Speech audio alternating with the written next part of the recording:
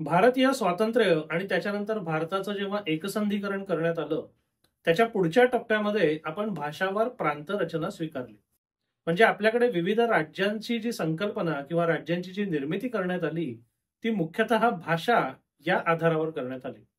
विशेषतः आपल्या बाबतीत त्याकरता सुद्धा आपल्याला झगडा करायला लागला आणि 1 मे 1960 रोजी मुंबईसह संयुक्त महाराष्ट्र आपण झगडून जिंकून घेतलं. आता गेले काही वर्ष याच्याबद्दल काहीही वाद नव्हता.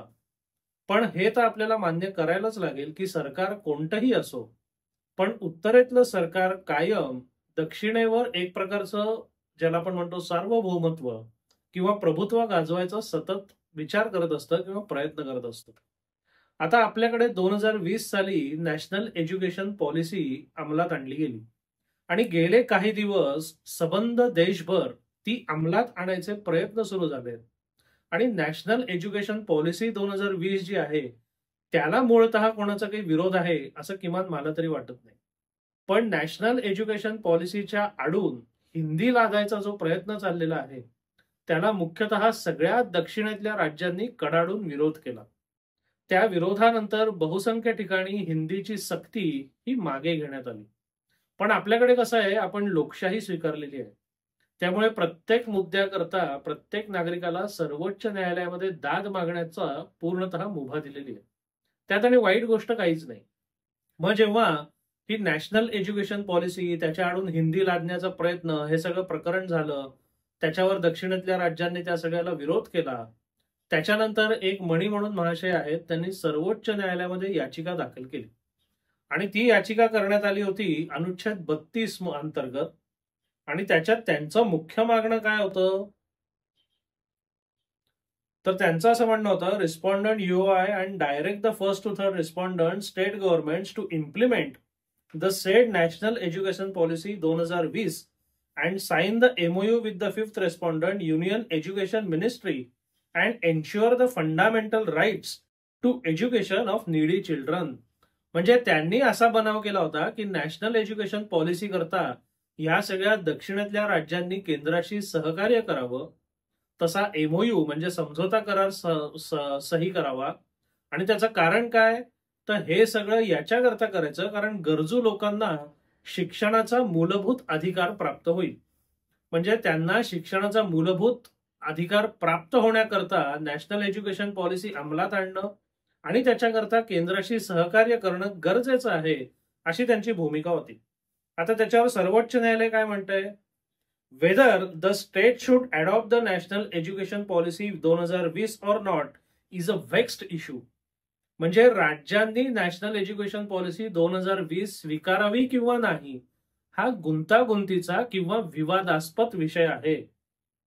The supreme court through article 32 of the constitution can issue directives to ensure that fundamental rights of the citizens are protected.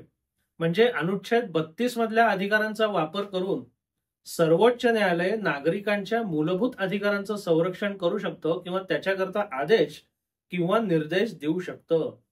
It cannot directly compel a state to adopt a policy like the national education policy 2020.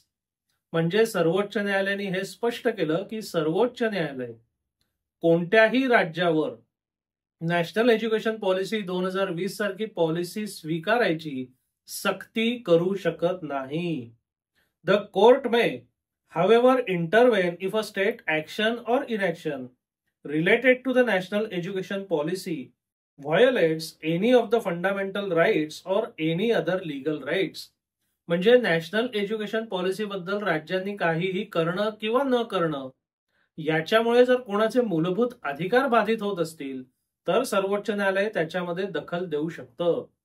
We do not propose to examine this issue in this writ petition filed under Article 32 of the Constitution. पण या याचिकेमध्ये अनुच्छेद 32 अंतर्गत जी दाखल करण्यात आली आहे, त्याच्यामध्ये आम्ही या विषयाचा विचार करू शकत नाही किंवा आम्ही करणार नाही. We believe that the petitioner has nothing to do with the cause he proposes to espouse. Although he may be from the state of Tamil Nadu, yet on his own admission, he is now residing in New Delhi. म्हणजे या याचिकाकर्ता जो आहे तो तामिळनाडूचा असला तरी तो स्वेच्छेने दिल्लीमध्ये राहतोय आणि ज्या विषयाबद्दल तळमळ असल्याचं तो दाखवतोय त्याला प्रत्यक्ष त्याच्याशी काहीही देणं घेणं नाही आहे. The main issue may be examined by this court in an appropriate proceeding but at least not in this particular petition. म्हणजे असा काही महत्वाचा विषय आला तर योग्य त्यावेळी योग्य त्या प्रकारे त्याची दखल घेता येईल, पण या याचिकेमध्ये त्याची दखल घेता येणार नाही. In such circumstances this petition stands dismissed.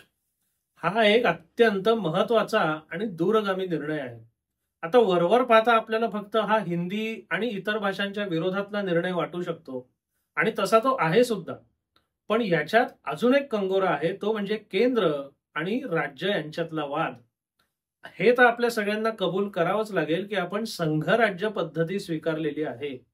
त्यामध्ये एक केंद्र सरकार असतं आणि बाकी सगळी राज्य सरकार असतात आणि या दोघांचेही आपापले अधिकार ठरलेले आहेत आणि सर्वसाधारणतः कोणत्याही केंद्र सरकारने राज्याच्या किंवा राज्य सरकारने केंद्राच्या अधिकारावर अतिक्रमण करू नये किंवा तसं करता येणार नाही अशा पुरेशा तरतुदी सुद्धा आपल्याकडे आहेत. मग असं जे मुळात भाषावर आपण प्रांतरचना स्वीकारली, संघराज्य पद्धती स्वीकारली, त्याच्यानंतर केंद्र सरकारला एखाद्या पॉलिसीच्या आडून प्रत्यक्ष किंवा अप्रत्यक्षपणे एखादी भाषा सबंध देशभर सक्ती करावी असं वाटायलाच कशाला पाहिजे. विशेषतः उत्तरेची जी राज्य आहेत तिथे आता हिंदीने बहुसंख्य स्थानिक भाषा जवळपास संपवल्या. म्हणजे हिंदीचं आक्रमण किती धोकादायक ठरतं हे आपल्याला उत्तरेतल्या राज्यांमध्ये दिसतंय. मग तेच आपल्याला दक्षिणेतल्या राज्यांमध्ये हवंय का? तसा प्रयत्न होतोय का? पण तसा प्रयत्न होत जरी असला तरी आपण तो म्हणजे लोकांनी तो हाणून पाडला. त्याच्या विरोधात जी कायदेशीर याचिका करण्यात आली ती सुद्धा आता सर्वोच्च न्यायालयाने नाकारली आणि सर्वोच्च न्यायालयाने यांनी दोन गोष्टी एकदम स्पष्ट केलेल्या आहेत. एक म्हणजे केंद्राची कुठली तरी पॉलिसी राबवावी अशी सक्ती राज्यांना करता येणार नाही आणि दुसरी महत्वाची गोष्ट ती म्हणजे केंद्र सरकार संघराज्य पद्धतीमध्ये सगळा देश एका सूत्रात ओवायचा हट्ट करू शकत नाही, कायद्याने तसं करता येणार नाही. आणि हिंदी सक्ती हा सुरुवातीपासूनच वादाचा मुद्दा होता. आता हिंदी हे बहुसंख्य लोक बोलतात, पण प्रत्येकाला हिंदीचं सक्तीने आणि ते सुद्धा शालेय शिक्षण मिळावं हा हट्ट पहिल्यापासून अवास्तव आणि अवाजवीच होता.